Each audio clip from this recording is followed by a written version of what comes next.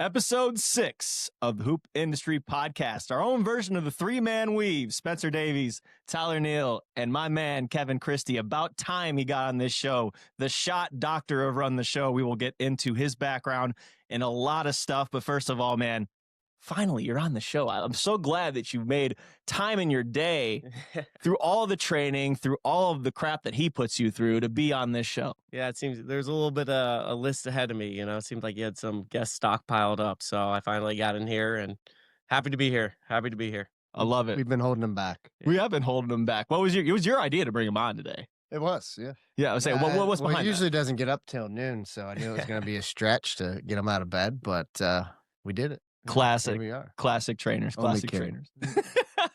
So we've got a lot to get into. His background, his obvious acumen in the shooting portion of coaching. But let's start here. So you guys were actually up with me last week watching Jonathan Kuminga and the Warriors take on the Cavs. You also went to go see Kyle Guy at his G League games. So let's start there. Just those experiences, seeing the guys that you've worked with be out on the floor doing the things that, one, you've helped them along in their journey with, but two, just having those relationship with that caliber of player. What's that like? Yeah, I think it's so interesting going and seeing Kyle play because he seems like such a normal guy. He's not like super physically imposing when you meet him. He's not like a 6'8", wing player, right? But like you go and watch him play and he can get out of bed and drop 25 without, batting an eye. He's just such a impressive player. And also just a great guy, spending time with him at KG24, his camp in Indiana, helping him with his TBT team. We've built a good relationship off the court as well. So it's great to see, those guys kind of in their own element, right, on the court, where you might not get to see him all the time. He said it himself last week when he was on the show. He said he thrives on the idea that he looks like a mailman compared to everybody else on the court, right? And so, but anyway, no, he's such an impressive player to watch, and my favorite player right now in the NBA is Jalen Brunson. And the reasoning is like, he's not tall. He's not a superior athlete, at least by NBA standards. You know what I mean? So he's relatable. Like, you can use the things that he does in a game and show, college players, high school players, youth players, like, hey, see, he's playing on 2 feet. See, this is why, your footwork is so important. Kyle's kind of the same way, right? Like, again, you would never know that he could do the things he does on a court, just by sitting next to him at the airport or whatever it may be. But so great week last week, getting to those games. We got to see Kyle twice, with the Boom and the Pacers G League team play the Charge in Cleveland in their awesome new venue, in their second year at Public Hall, and then to see JK play after, being able to help with his off-season training, see him play in person and see him was awesome as well. Are those the only guys that you've seen so far live this year that we've worked with? Well, technically, Jalen Slauson we had worked with for a week over the summer, who was also with the Pacers G League team, so we got to see him. And who else? Naquan, seen a couple times. That's a good point. Yeah.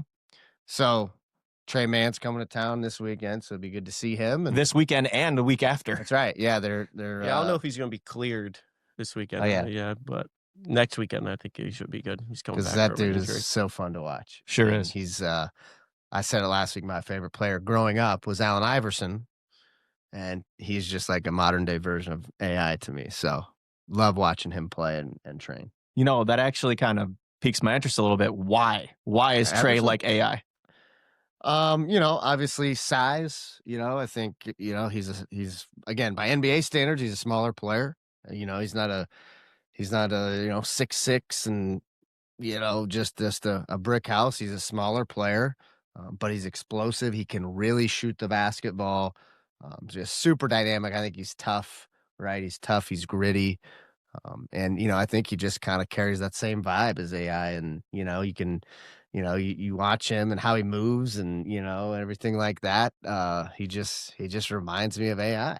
And we were all in the gym with him this summer. Kevin, I'd love to get your perspective, someone who's worked with him for a number of months, and what stands out about him as a shooter, but also just as a competitor, being out on the floor with him, playing some of those games in the training where you're beating the pro and you're going up and down full court, defending and seeing all that stuff in the open court? Yeah, I think one thing that really stood out to me with Trey was his creativity, and I think that's what kind of reminds me a little bit of like the Allen Iverson. Like, it's really easy to, you know, have fun with the basketball and mess around and try different moves when you're in the gym alone, right? It's another thing to be doing that against like NBA talent defending you, right? And that's one thing that was just really impressive for me watching him was his shot making ability, his ability to just find different angles, different ways to get his shot off. Obviously, he's a really good catch and shoot guy.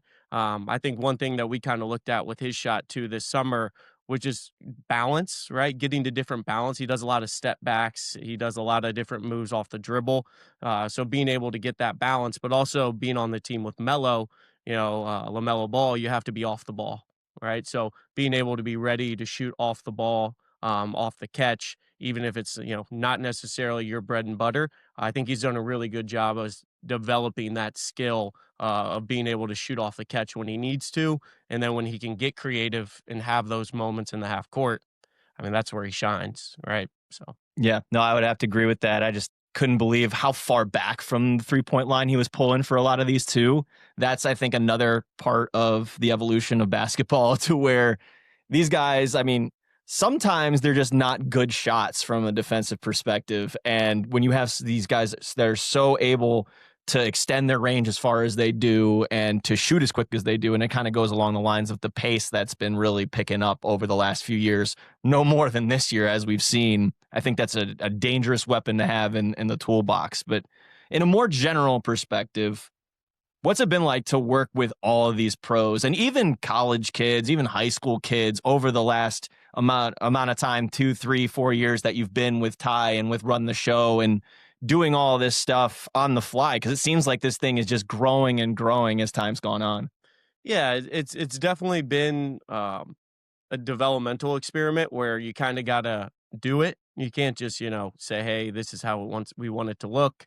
You kind of got to just get in at the high school level, work with those kids, see what their needs are. Do the same thing at the junior high level. Do the same thing at the college level. You can't kind of paint it with a broad brush that, hey, this is going to work for every player, right? So I think that's really important. I think I've worked with countless numbers of junior high kids, right, and high school kids, and the way that they learn shooting and they want to develop their shot is maybe a little different than a college player or an NBA player whose shot's already kind of set. Their form has been the same way for probably a decade, right? Where you have a little bit more flexibility with some of the younger kids who are still finding their shot and what they want it to feel like.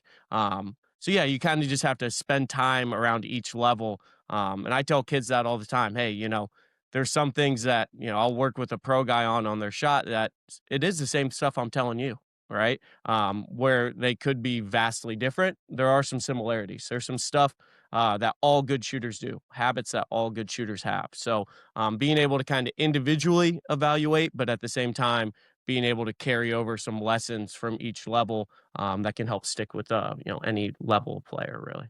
We're going to get into the details of what those shot teachings are. But first, Ty, what drew you to Kevin, and what does he bring to the table that's so special to be the general manager of this program? Well, obviously, there's a family tie, right? So Kevin played for my dad. My dad was Kevin's college coach, but it goes a little deeper than that even. I believe, Kevin's family has a great basketball pedigree. Dad was a great player at Dayton. Dan Christie, right? And what years was he there? He was there. He graduated in '88, and then Yeah. my uncle Don played at OU, and then went to Concord to play for my great uncle at a Division II school in West Virginia. So you hear it there. What your dad had a crazy game in the NCAA tournament, didn't he? He in the NCAA tournament, he was a freshman, so I know he hit some big free throws against Oklahoma. But didn't he have like a Sweet 40-point game in some? He had some scoring games later in his career, not early on. Okay. It was early when they regardless. made it to the Elite Eight. His freshman year, they Yeah. lost to Patrick Ewing in the Elite Eight. And he was playing a little bit. Yeah. But his senior year, his claim to fame was he led the country in 3-point percentage. The first year there was a 3-point line in college. Oh, So hey, it was him and Steve Alford. just destiny. 1 and 2. Well, So. geez, it's just destiny then that this guy was a shooting coach. So no, Kevin's grandpa, was the basketball coach at one point in the town that my dad grew up in. Now he wasn't my dad's high school coach, but then his uncle was. My dad had a player. I was in junior high, must have been 7th grade. Scott Bergman, who was the only basketball All-American Bluffton University's ever had, and his high school coach, who my dad recruited him from, was Kevin's uncle, Ryan's Yeah, Don. Yeah, Ryan's dad, Yep. Ryan Christie's At dad. Woodmore, I believe. Yeah, Woodmore High Yep. School, yes. And so Kevin got into coaching, college coaching after he got done playing, and we started this, and truthfully, it just sort of started out like, hey, I need some extra help here, and we're just kind of figuring this out before we had a facility and before we were even established. And hey, I need somebody that knows what they're doing to help me out. And it just kind of started and grew from there. And he does a great job. Obviously, I think he's got a big following in terms of the shooting stuff in this area. And it's kind of been a family thing. And if you've noticed, that's kind of how we're rolling here, right? So Jameel is the same way, and so yeah. I was going to That's say it. that this is like Charlotte's Web. Like you're telling me, like, okay, your second cousin's Mhm. sister's third, like Yeah. twice The removed. basketball world is such a small world. I It think is. that's like the one Yeah. thing that I've learned. It's just like any other industry, right? Like Yeah. the more time you spend in it, the more people you meet. The more you realize, like, oh, I know your uncle, and I know your son played there, and I know that coach at that college. So, and I'm sure Spinny, you've felt that at the press level as well, right? Like you meet a few agents, you meet a few people, and all of a sudden you have a really good network that you're building out of for your basketball career. 100%. It becomes global. It literally it's crazy to me because like a guy that I interviewed that's from India, lived in Australia, his nephew is Claris Amir, is one of the top high school players. He played actually in the NBL Rising Stars program, ended up coming over to the States. His little brother, Zakyle, was actually just his birthday yesterday. But like something like that is just so weird to me. It's just like it's literally a worldwide reach when you say, oh, I know this person who knows this person, knows this person, and eventually you just come back to square one, and it's a beautiful thing. We've talked about that so many times. Good job, way to do that. He can only go a certain amount of minutes without having a basket. Yeah, he can't do anything without it. He's got to have it. It's a nice basketball. It's like Can his we- fidget spinner. Can we zoom in on this? It's like the logo? logo. We don't have that kind of production value yet. It is. So, it's funny, and there's a ton of these stories, but when we started and we were nothing, and one of the first things we did was we had we called it an exposure, RTS exposure. What do we call it? It was an exposure event. It was an exposure event. I just can't remember the name. And, we had like 130 kids. Yeah. We did it at CVCA High School Mhm. in their field house. And it was like the first kind of kickoff thing that we did. And we're like, so we got all these kids, we got this plan together, and we're like, shoot, we don't have enough basketballs. So that was one of our first big purchases as a company. We bought, I don't know, 60 or so of these basketballs with our logo on. So got the embroiderment on Always there. gonna have one. I'm always gonna keep one on ice. Of course. You got to. Okay, aside from the basketball world being small, did you or did you not retain that shooting acumen that your predecessors and family had? Do you feel like you were as good of a shooter? And then we'll get into you actually teaching the art of shooting. But do you, as a player, let's go into your background a little bit. Playing at the D3 level, and obviously for Guy and doing it over at Bluffton and your journey there. I mean, just statistically speaking. Well, hold on a second. Yeah. He didn't start at Bluffton. He did make a mistake first. Oh, okay. Oh, hey, floor is yours. Yeah. Floor is yours so, here. Yeah, I did go to Hanover College my freshman year. Okay. Same league as Bluffton. Same Okay. league as Bluffton. have a lot of respect for that program over there. I ended up at Bluffton after that year. Okay. Um, and I think it's, there's a saying, the grass is always greener. The grass was greener, but wherever I went, I was just stomping on grass. Like I was not where I needed to be just mentally as like a college basketball player, even really a person. So one thing that I have a lot of grace for in my career was Tyler's dad because he kind of helped me not only learn about basketball, just grow up a little bit. And I kind of needed that in my time of my life. So, but just basketball wise, once I got to Bluffton, I struggled a little bit to start. I think a lot of times, shooting is a lot of confidence, right? So being able to have a lot of confidence in yourself, you get that from working at the game. And I just don't think I was working at the game at a level that I felt gave me confidence. And then I started to really kind of double down, put the work in, kind of the same way I found myself in high school, where I wasn't working like I needed to be when I first got to high school, worked really hard and ended up having a great junior, senior year. Same kind of thing that happened in college. I just wasn't really where I needed to be mentally or basketball level my freshman, sophomore year.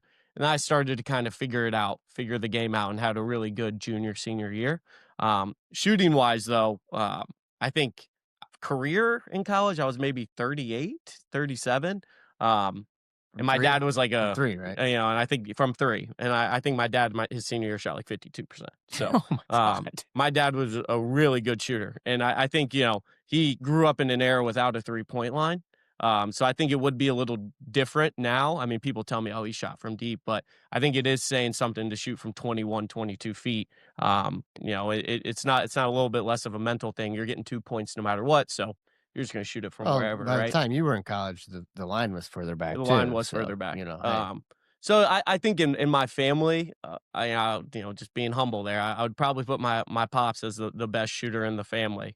My dad was the all-time leading scorer at his high school. My uncle was the all-time leading assist leader. So it was kind of like a pass it to Dan kind of situation. But I think it allowed me to learn a lot about shooting because both my dad trained growing when I was growing up on the side, so I would help him rebound, and I'd just be in the gym. I mean, one of the first people I remember helping him rebound for in Dayton was Luke Kennard, and when he was, like, in 7th grade, and I'm sure Luke doesn't remember that, but, I was, in 8th grade just rebounding. I'm like, "Man, this left-handed kid can really shoot it," you know? But I was able to kinda learn a lot from my dad and my uncle because my uncle did shooting camps, and we also me and my cousin Ryan went to shooting camps growing up in the summer, so we were just surrounded by it, 24/7. And I think you start to kind of find your own identity with it. You learn a lot of what people have told you about shooting. And then I think the new age is figuring out other things as well, right? Like blending the old school with the new school. And I think that's something I've tried to do in my kind of, shot career is then that next level of, all right, hey, here's all the stuff that I've learned. What can I now take that and help teach kids that might be a little bit more up for this generation, this age, this time, right? So, yeah, that's kind of where my shooting background and base started.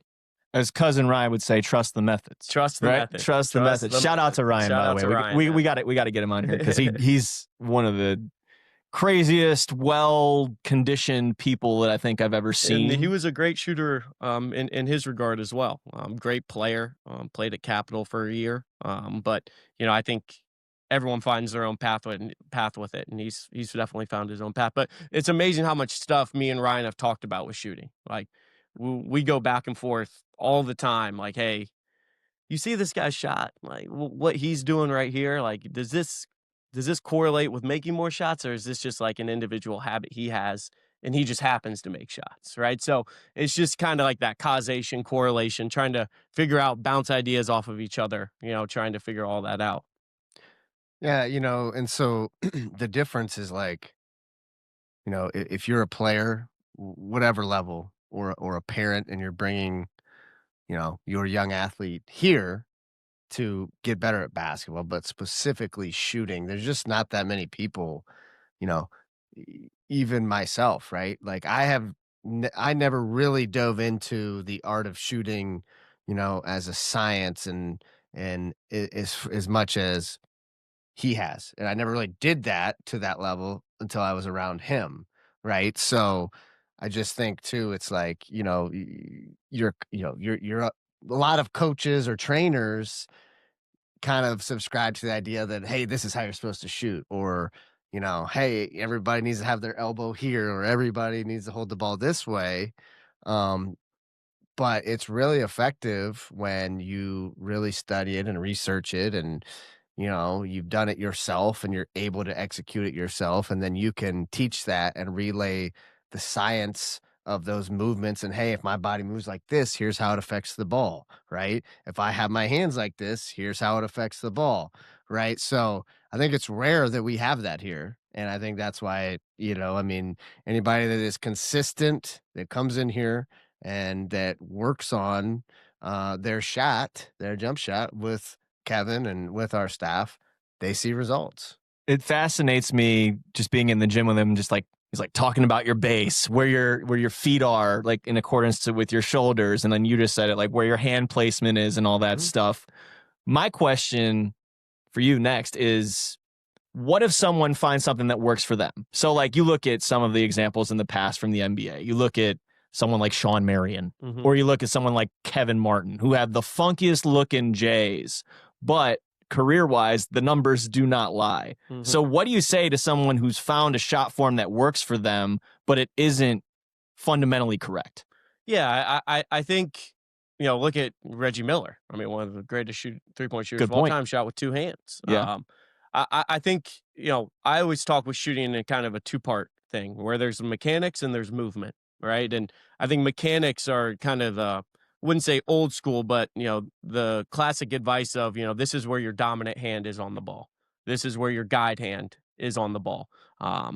This is where you need to release it from, right? You got to shoot it off your eyebrow, right? I think there's some mechanic things. And then there's the movement side of shooting where it's like, what's your rhythm like, right? Like, is it a consistent tempo, right? Are your hips at a set point when your ball's at the release point, right? And I think you can get away with a little bit funky mechanics, because I tell kids all the time, and anyone who talks to me with shooting, is everyone's physically different, right? So there's going to be some differences in your mechanics, where your hand is on the ball. Some kids have smaller hands. I see that. And some kids have big hands that cover the whole ball, right? Some kids have really long arms. Some people have shorter arms, right? So there's different things that might happen mechanically in the shot. But there's also certain things movement wise that have to happen on the shot. Like, I think, for example, Reggie Miller, shot with two hands, right? But he always had a consistent rhythm into his shot. Like, if you would have a stopwatch and you'd time his shot, it would be about the same time every single single release, because he approaches it the same way and he tries to release it at the same pace every single time.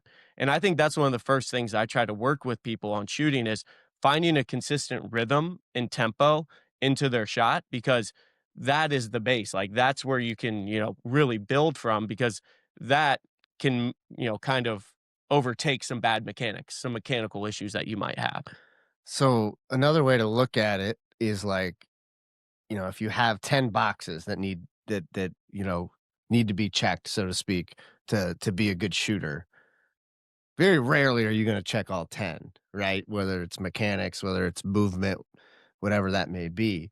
So the goal is to, and some of that is based on, again, like he said, hey, some athletes are built longer, right? And they move different. Some are or more compact and they're, so is the goal is to get as many of those boxes checked, and also find what works for that individual based on, you know, how their body's built, how they move, what type of athlete are they, right? And so, and that's also a great thing about what he does and how he teaches it, is he kind of takes the individual, how they move, what they're good at, right? And molds them into what works for them.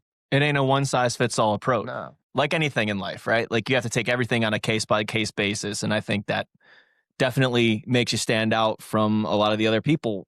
What amount of time do you feel like, I know development really isn't linear. You can't predict how long it takes for someone to grasp something and to continue executing it. But typically, if you teach someone something new and they have to unlearn stuff that they had before they got to you, just how long does that usually take?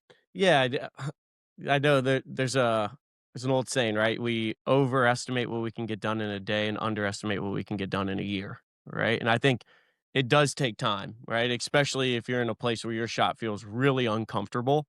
Um, a lot of times I see it taking 6 months to a year for a player to really become comfortable and start hitting shots in games with that jumper. Because I think it's one thing to make shots when you're working out with me in the gym, but Empty I gym. could Yep. really care. I tell kids all the time, I could really care less how many shots you make in the workout. It'll translate if you start making, but I want to get us to a point where we're making shots in games, right? So sometimes we do some weird kind of different drills that might not be traditional. Hey, just catch and shoot it.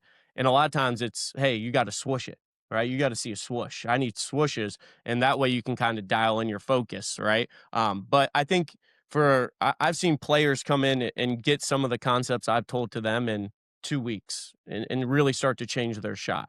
I've seen it take players a year, right, to really get to where they want to be with their jump shot. So I don't think it is linear. I think it just kind of depends on how quickly you can make it work for you, right? Like how quickly can you find it and put it in your routine and keep it consistent? Because that's really what it's about. Like I was mentioning with Reggie Miller, it's about consistency, right? Like I need to see the same shot over. And once I start seeing the same shot over and over again happening, even if players are missing, I can tell we're getting closer. We're getting closer. I almost look at shooting sometimes as like a scatter plot, right? Like if the rim's the scatter plot, you don't want shots going all over the scatter plot. Even if you miss, you're still in the middle, right? You're still close. We're narrowing those shots in. But if we're kind of all over the place, who knows what's going to happen, right? So I always kind of look at that like, all right, here's the progression that's happening. Their scatter plots not getting much better, or hey, we're really making some progress here in 3-4 weeks, right? What kind of satisfaction for both of you when you find something, you try to fix it with someone, and they apply it in the game? What kind of satisfaction does that bring you as trainers and coaches? It honestly makes me happy for the kid. I'm not just saying that either. I think it's really hard to learn new things. Like I think about myself trying to learn golf, right? Or it's like like going to the range and trying to that's frustrating. Like I haven't gotten much better. So I'm like, and so I always think about the kids I train when I'm doing other things that I'm learning, and I'm like, man, like I sometimes think like, oh, this is easy. Yeah, shot. This is what should happen. Just do it. And it's like, well, it's hard. It is a hard thing. So I get a lot of satisfaction just from the kid's perspective of like, hey, you stuck with something and you're starting to figure it out, right? And you should feel good about that. You should really feel good about that. I don't really look at it as a reflection, for me, right? Because I just kind of, want to do the best job I can when I'm training somebody. So if they're shooting better, awesome. If they're not shooting better, hey, well then just keep working at it, right? So yeah, I think it's more from the player's perspective where you really feel some gratitude and some satisfaction for them. Humble as always, Ty.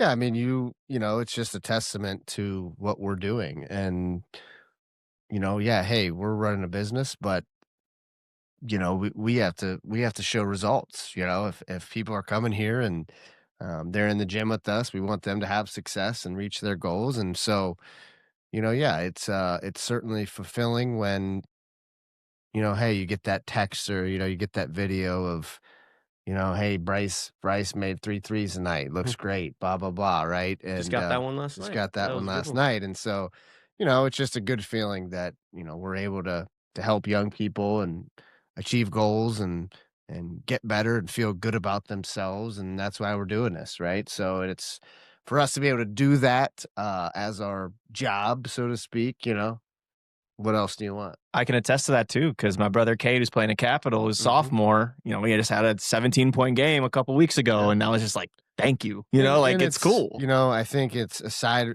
basketball aside, it is, um, it's great socially. It's great as a person to, spend time consistently and put hard work in because it's not easy, right? Again, but compare it to us as, adult men going and trying to get better at golf. It's not easy.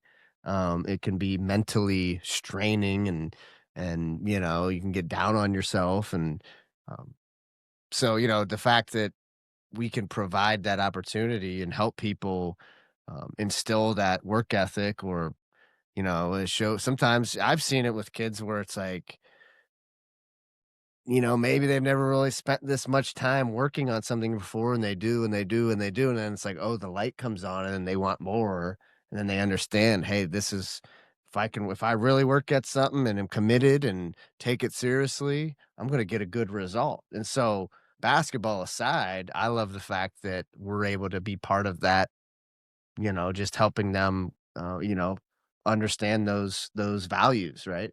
And if I could make an analogy with golf, and I find this really interesting, it's like, okay, you figure out your drive, you figure out your approach shot, but then you forget how to putt. Yeah. And then when you figure out how to putt, then you forget how to hit a shot from 120 yards in. Like, can you compare that to any sport that you? Well, I can, and I would. I'd make sometimes I like comparing the two, right? I think there's a lot of parallels between like golf and shooting sometimes, because it's like your 3-point shot can feel great, right? You can be hitting mid-range shots, but for some reason you can't make free throws, right? Or for some reason those two boxes are checked, but your threes aren't falling, right? Like sometimes it's such a game where you have to be able to shoot different shots. And I think that's where shooting is kind of a little bit of an art where like someone like Steph Curry, to me, Steph Curry's an amazing shooter and he's very consistent, but what's most impressive to me is his adaptability, like being able to hit a vast majority of the shots that's required in shooting, from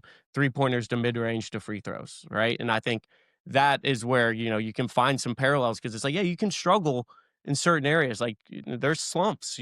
Shooting slumps a thing. And I think sometimes people think just because they're missing shots, they're a bad shooter. Just because Tiger missed a few putts doesn't mean he's a bad putter, right? Like there are certain things that you can struggle and you have to be able to work through, right? Process oriented, Mhm. right? Uh, Best shooter you've ever seen in person? Go. In person, it's got to be Steph. Steph? Best shooter in person. Hmm. Actually, Ray Allen's up there. Sorry. Now that I think about it, Ray too. Ray Allen. I'll I'll stick with my Dayton boy, just because I've never seen Steph Curry play in Mhm. person, um, shooting wise. But I mean, I remember watching Luke Kennard drop 52 in high school, and I mean, he was automatic. All-time state leader too. All-time state leader. Yeah. He was an amazing shooter, and I have a lot of respect for the career he built for himself. Really. I'll add one more. Sorry, Yeah. Kevin Durant's mid-rangers. I saw. Listen, from a young age, like straight out of college, I'm at the NBA Finals, right, covering Cavs Warriors, that whole dynasty of seasons, and I saw that guy just surgical against Cleveland, and I saw him hit the same exact shot 2 years in a row in the finals in an elimination game, and it was the same spot. It was left wing, uh, I think 4 or 5 feet behind the perimeter, and with someone with a hand in his face. And I'm just like, this guy is insane. And when you watch him in operating mid range, I think a lot of people think best shooter ever, and best shooters are the 3-point shooters. I think that from a mid range perspective, there's no one that's touching KD. Yeah. I would say his percentages probably reflect that. He's probably Yeah. top 5 Yeah. all time shooting off the dribble. Of course, MJ too in that range, and DeMar DeRozan too. I think honestly one of the most underrated mid-range shooters, and someone whose film I love watching and shot, who I love studying, is Carmelo Anthony. I think watching and studying his shot. Like if I were to want a jumper, I'd want his. I know a lot of people say like Klay Thompson thing, but to me, Melo had just one of the purest rhythms and release, and Nasty jab step. he was so adaptable. He was, score off of 1-2 dribbles, no dribbles. The way he would manipulate his pocket, right? Like, he was just so impressive to me to watch. And I still study his film. I still watch him shoot. Utah. I'm gonna take a different spin on it. If you're somebody in Northeast Ohio and you love to watch good shooters, Anthony Thompson, Western Reserve Academy, committed to Ohio State, unbelievable shot maker. I don't think I've ever seen I think he's still only 17. Yeah, for his age. I mean, a kid at his age and just his shot making ability is unbelievable. Mhm. Even the shot, like shots that I see him make every single day, in practice, in a workout, consistently, it's just like you get used to it, but it's just, when you sit back, like he makes everything. And, you know, he was the most efficient player in the country last year in high school basketball in terms of shooting. Unbelievable shot maker. It's smooth. It looks pretty. So if you love shooting and you love watching good shooters, you need to go see Anthony Thompson play at Western Reserve Academy. Go to WRA, go watch them, check them out. I don't want to leave this without giving you opportunities to tell stories about your playing days. You said it yourself. You had some stuff that you wanted to talk about on the pod. So I kind of wanted to give you the floor because he stopped me in my tracks, and I was like, "Wait a minute, he didn't start at Bluffton. Now, what happened?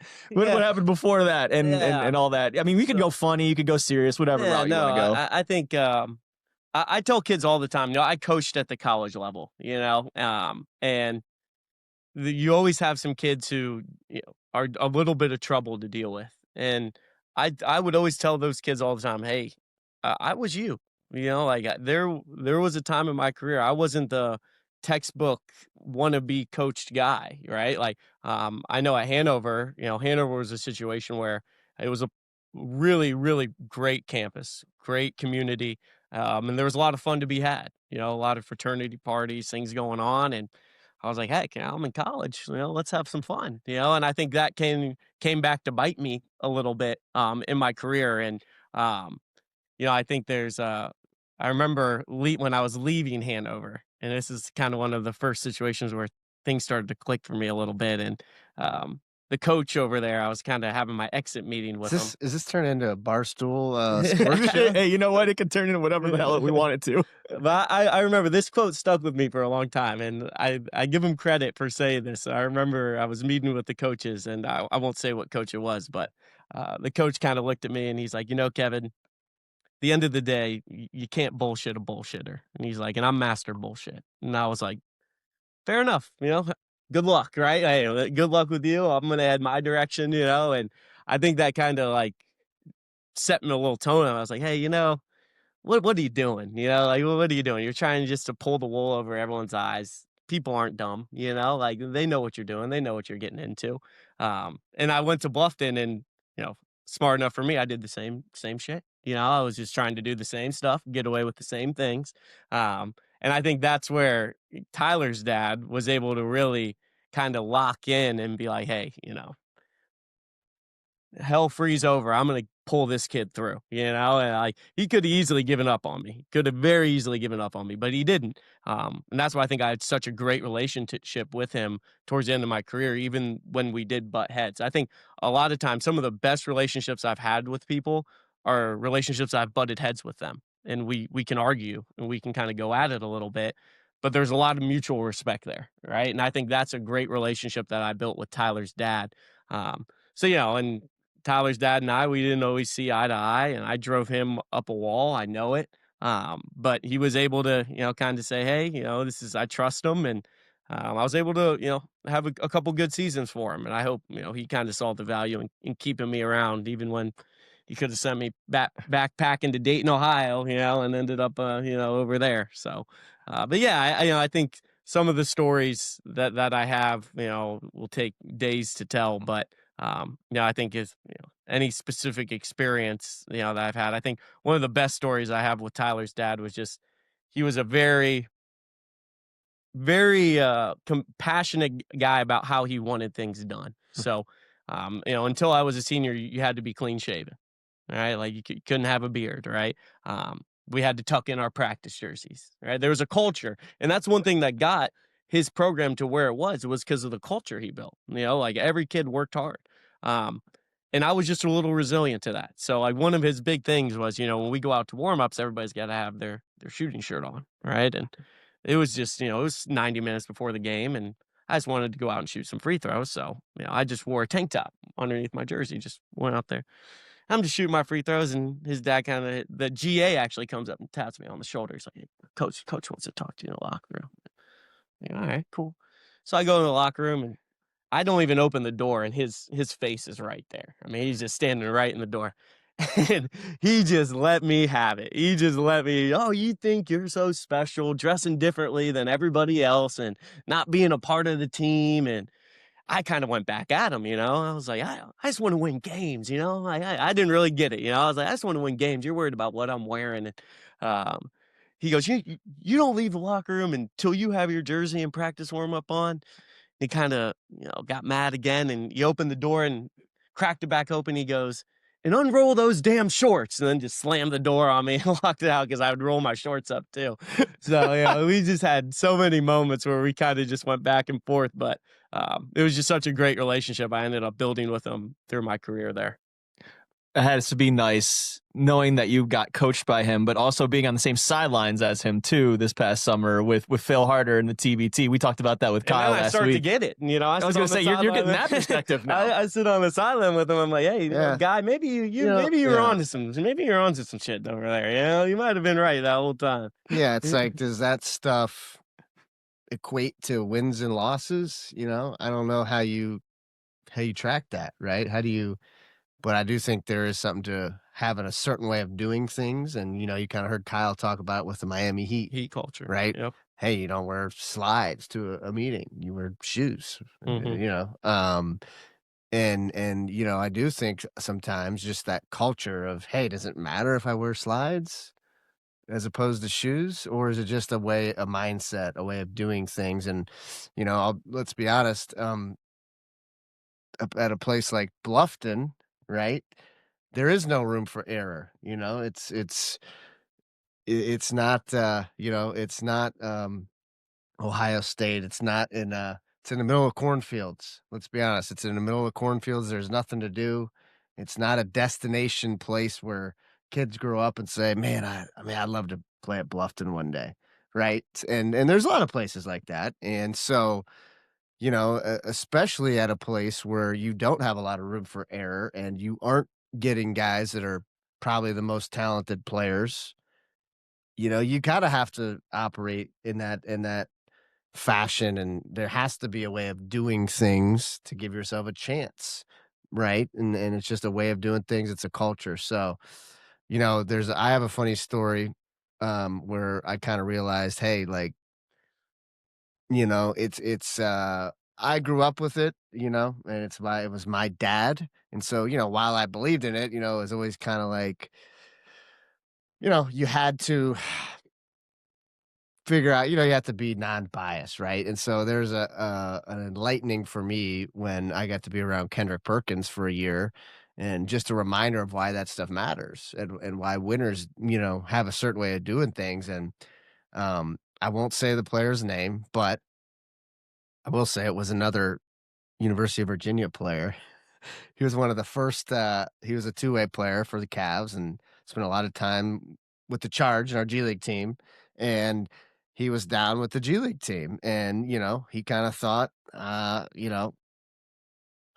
can kind of do what I want. I don't really care about, you know, what I'm supposed to wear or what I'm supposed to act, how I'm supposed to act, blah, blah, blah. Right. And so you have a guy that doesn't wear his practice jersey, wears something else. I think it was a Virginia gear or something. And Kendrick Perkins says, hey, no, no, no, no, no. He says, you go back in there and you put on your Charge practice jersey, just like everybody else. You play for the Charge, wear what you're supposed to wear. Right, and that was kind of an enlightening for me, like, okay, all right, hey, this is what winners do. There is a certain way to do things, and it does matter. So that's my story on all that. It sounds like you guys learned discipline based off of this. Like Yeah. that seems like it's more than a culture. It's literally just about discipline. It's a subliminal, yeah, it's a subliminal, I think, training of discipline in a way, right? Yeah, it's like, because if the team's following these rules, then you should not be the one that's outside of that bubble. And it falls, there's a book, it's been years since I've read it, Make Your Bed. Make Your Bed, and there's studies done about just your habits of discipline. Does making your bed every day and just holding yourself to that standard equate to being rich, having a good life? There I don't know if there's any direct data that shows that, but there's a study done that people that do these certain things and, go about seeing things a certain way and hold themselves to these standards, they are successful. They do, good things throughout their lives. So interesting. That is interesting. Guys, this has been super fun. I'm not going to lie. Like, this got a little bit more in Deep. depth and just kind of that basketball nerd side, but then also Kevin and his escapades, if you want to call it that. Well, look at us. We are nerds. Yeah, just a little bit. You know? What? Is it because I got glasses on? Yeah, well, Look at us, man. call a spade there, Spinny. You know? Yeah, you got to. Hey, Naquan Tomlin's holiday camp was really fun. That was a really It fun was awesome. event, man. I'm glad I had the chance. I even did some coaching, showed some agility drills, did some defense. You guys did your thing, guiding it, and also just putting together these events. We did one with Enrique Freeman over the summer as well. Just Naquan's event in general, and in looking over reviewing that event. Just how do you think it went, and how much fun was that? Honestly, Oh, it was awesome. Great turnout. Quan did a great job himself, just talking to the kids, interacting with the kids. He's obviously got a great personality, great energy to him. You know, and anytime you can, get an NBA player like that in a room with a group of kids that want to be there and they want to see, just because they are impressive people, to be that big and to perform at the level that you can perform, and just to be there with them is a cool thing for those young people to see and be around. And it was awesome. Just great energy. It went well, and we're thankful to have that opportunity to do it. Kev? Yeah, I enjoyed it. I think Naquan is a really funny guy. I think He's a goof. He's such a funny guy. Yep. And it was good to be able to see his personality out with kids. And I think it's a great personality to be able to do an event like that. But I want to give you a shout out, Spinny. We were doing a half court shooting competition between Naquan and myself, and Spinny came up first shot. One of one. Bottom of the net. One of one. I mean, outshined Only the time he's shooting ever coach, done that. outshined the NBA player. That was impressive. But Ice in the I veins. just had to give you a shout out on that. That was good stuff. I appreciate that. Thank you very much. And it was in front of a crowd too, so It that's was even in cool. front of a crowd, That's the cool part.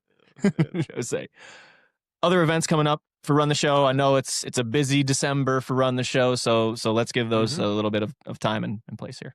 Yeah, we've talked about this one before, but actually this Sunday, the 14th, we have our Holiday Hoops free basketball clinic paired with a food drive. So everything's going to be donated to the Akron Canton Regional Food Bank. Entry fee, if you want to sign up, we're still open for signups and registration. So entry fee is just non-perishables. Bring them with you. We'll get them to the food bank. We'll donate them ourselves. And so again, that's Sunday, the 14th here, 12 p.m. And then the 27th, the Saturday right after Christmas, we have our annual Talmadge Winter Classic. Local high school teams, 5 games throughout the day, 4 boys, 1 girls game. Looking forward to that as well. Billy Johnson, the AD at Talmadge, does a great job helping us set it up, and first class event organized. We feed the teams, so we always have fun with that one too. Most definitely. Anything else you guys have to add? Are we gonna wrap up here? Favorite Christmas movie? Go. Oh, Favorite Christmas movie? Elf. Spence. Christmas Vacation. That's one of mine. I have 3. No, I mean Christmas Vacation. He's like, wait a minute, you're going against your own rules. Where's the discipline? Where's the discipline? Cannot leave out Home Alone. No. And then Christmas Story. Christmas Story. My family used to have a Christmas Eve party every year. Prime rib, cheesy potatoes. One of my some of my favorite memories. Christmas Story, right? A Cleveland thing. I'm not from Cleveland, but I've been to the actual house. I think I'm going to go again here next week, maybe. But 8 p.m. Christmas Eve, TNT, TBS would do the 24 hours of the Christmas Story. They play it for 24 hours straight. So can't leave that one out. Nope. Christmas Story. My favorite from Christmas Story is always the dad. I love when he gets the bowling ball and it gets put in his crotch. He goes, "Thanks a lot." Yeah. That's one of my favorite parts. And the Zeppelin and the obviously the BB gun. So Oh yeah. You forgot about the one you were talking about before the show, though. Is that a Christmas movie? That was your debate. Die Hard, No, it wasn't even Die Hard. It was the other one. Friday After Next. Yeah, Friday After Next. Oh, good movie. Money Mike. I love that. I'll watch that one again this year. Yeah. Great movie. Friday After Next.